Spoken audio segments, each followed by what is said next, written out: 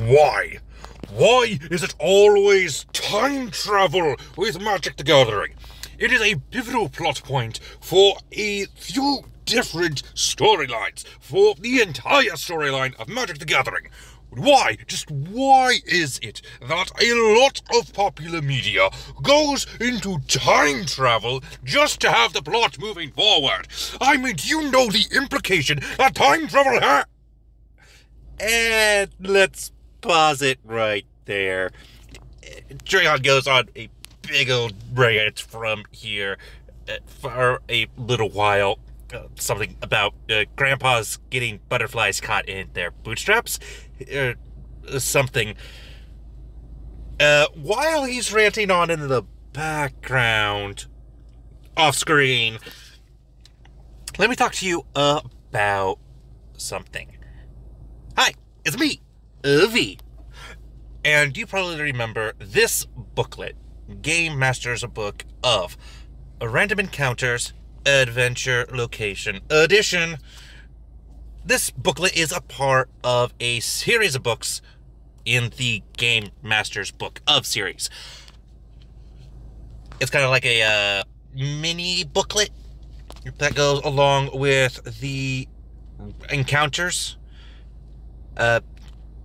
We have currently Legendary Dragons, which, by the way, is a very good book, and I highly recommend it. It has lots of boss monsters, as well as a new class, and a new race that we might be using in a future video. Anyway, taking a step back and going back over to Random Encounters, there's something I forgot to mention in the last video when I talked about this. In Game Master's Book of Random Encounters, Location Edition, not only do you have all these different locations such as lairs, taverns, and shops, but those shops have stock in them. We're going to take a look at the stock of Mage. You look? Still get it? Yeah, you get it. Anyway, there are some magic items in the pages that go over the shop Mage You Look that you can sell to your players, such as Chef's Knife. Hilarious, by the way. It gives you a command phrase to give to your players so they can use the special power of the Chef's Knife. It is hilarious. And it actually gives you a command phrase instead of having you make up one, like they do in the Dungeon Master's Guide. I just love it. There's also the Stampede in a Bottle, along with many other hilarious items that mostly go off of puns. But nonetheless, it is fantastic, and I highly recommend this entire book series. But this book in particular, tongue twister there, will help you with getting those random encounter locations that you forgot to plan or don't have any plans for. So, like I said last time, you can most likely find this guy in the magazine aisle of your local supermarket or some random shop that sells groceries. So, go find it. It is awesome. I highly recommend it. Now, let's go ahead and get back to Drayon. I'm going to skip over to the end of his rant. What was I talking about? Let's talk about something important. Oh, right. We are talking about Karn, a silver golem that has the ability to create artifacts as well as artifact creatures, and being able to turn artifacts into living constructs. He is originally created by the wizard known as Urza, one of the more interesting planeswalkers, probably.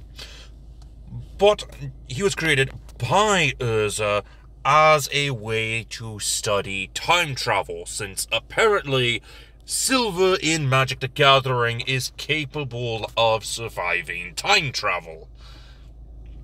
However that's supposed to work. Anyway, welcome back to Dungeons & Dragons Character Conversion, where we take a look at these famous characters from across media and see how they would operate in Dungeons & Dragons 5th edition as a playable character. So, let's go ahead and get started with Karn the Silver Golem, a planeswalker who is the only artificial planeswalker. Not to mention, he got his planeswalker spark inherited by his creator, Urza. Then he decided not to have his spark anymore for the greater good. Then he got his spark back by inheriting it from another planeswalker, and then gave it up once more for the greater good. Karn is a bit of a pacifist. He doesn't like combat. He believes in preserving life, preserving creation. So let's go ahead and get started to see exactly what Karn might look like in Dungeons & Dragons.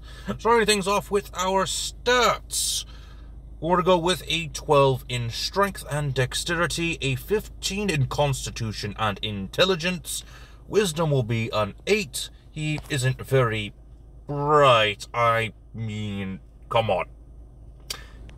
And another researcher that kind of was his mentor was picking on him and messing around with him, kind of bullying Karn, but Karn was like,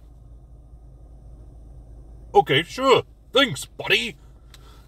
Like he didn't know he was being bullied. He's kind of metaphorically blind to all that. So, yeah, a low wisdom makes sense.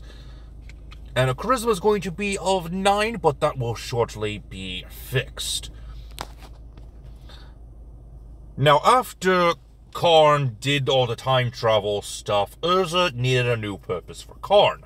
So he put him in charge of a set of artifacts known as the Legacy, which Karn later was able to better protect the Legacy by incorporating a couple of pieces into himself.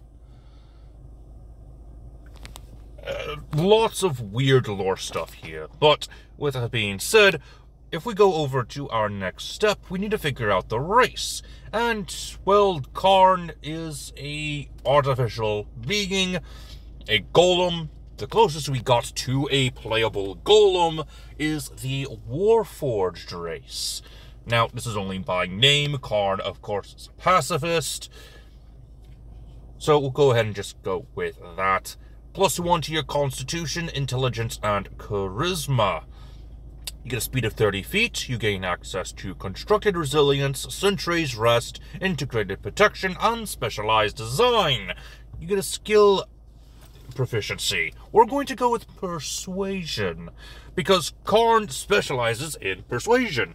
He was in charge of communicating with a clan of lizard folk which are known as Vishano in one of the other planes, and he also was able to persuade the Sliver Queen into giving him the Legacy, because the Legacy is a part of him, much like how the Slivers are a part of the Sliver Queen. That was his whole argument. and the Sliver Queen was just like, yeah, okay, here you go. I understand perfectly. So, yeah, that's why we're choosing Persuasion, because he is a diplomat, basically. Moving on to backgrounds, we are going with the Planeswalker background, which can be found in Planeswalkers of Ravnica, made by Christopher Willett, which gives us access to the proficiencies of Arcana in Survival for our skills, a musical instrument or a gaming set of your choice for your tools, and of course, one language of your choice. and you get the feature Planeswalker Spark, giving you access to the spell Planeswalk, which is a spell exclusive to this supplement. Now, if your Dungeon Master does not approve of any third-party material, or if you are playing the Karn after he lost his spark for the second time, you'll probably just want to go with the Sage background. This will give you access to Arcana in History for your skills, and to languages of your choice, with the feature Researcher. After all, he was created mainly for the purpose of time travel. Freaking hate time travel. Anyway, moving on to our class, we are going to go with the Artificer. This will give us a 1d8 hit die, starting hit points of 8 plus your Constitution modifier. Extra hit points are equal to 1d8 plus Constitution modifier per Artificer level after the first. Proficiencies will be your armor, light armor, medium armor, and shields, simple weapons, and if your Dungeon Master allows it, firearms, even though Karn probably would not use firearms at all. Tools, thieves' tools, tinker tools, and cartographer's tools. You also get saving throws in Constitution and Intelligence, and your skills, Medicine and Sleight of Hand, make the most sense for Karn. You'll get magical tinkering and spellcasting using your Intelligence modifier. Now let's quickly go into a multi-class into Wizard. We need a time travel based subclass, and unfortunately the Artificer does not have such a subclass.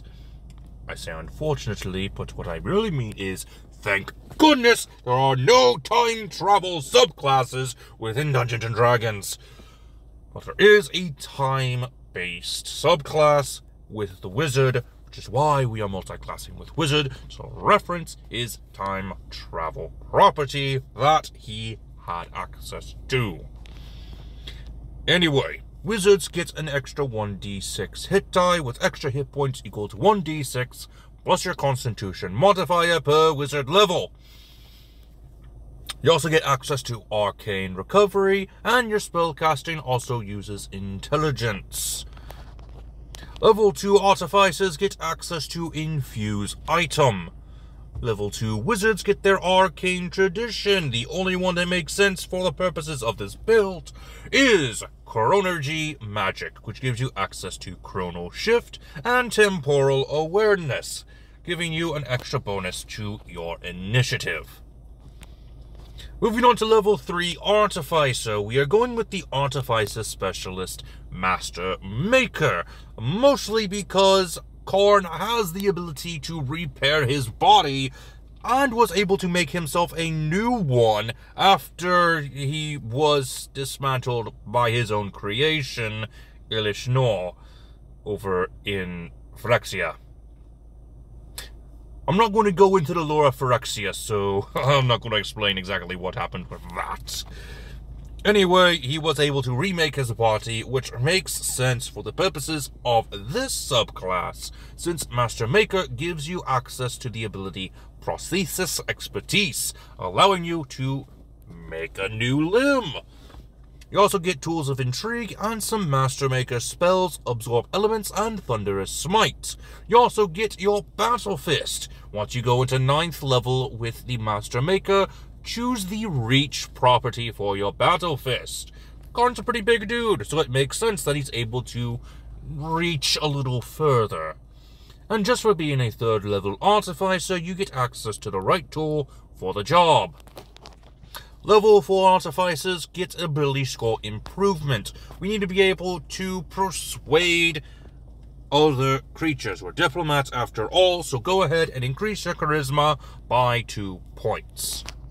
Moving on to level 5 Artificer, you get extra attack because of the Master Maker subclass, and you gain access to 2 more spells, Enhanced Ability and Lesser Restoration. Going on to level 6 Artificer, you get Tool Expertise, And level 7 gives you access to Flash of Genius.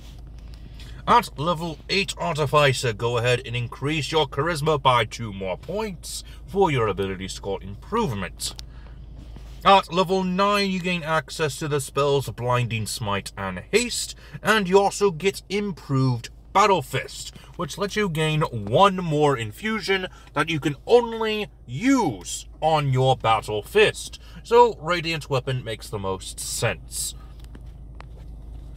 At level 10 Artificer, you get Magic Item Adept. Now we are able to be attuned to more of the artifacts of the Legacy. Moving on to level 11 Artificer, we now have Spell Storing Item. Pretty useful.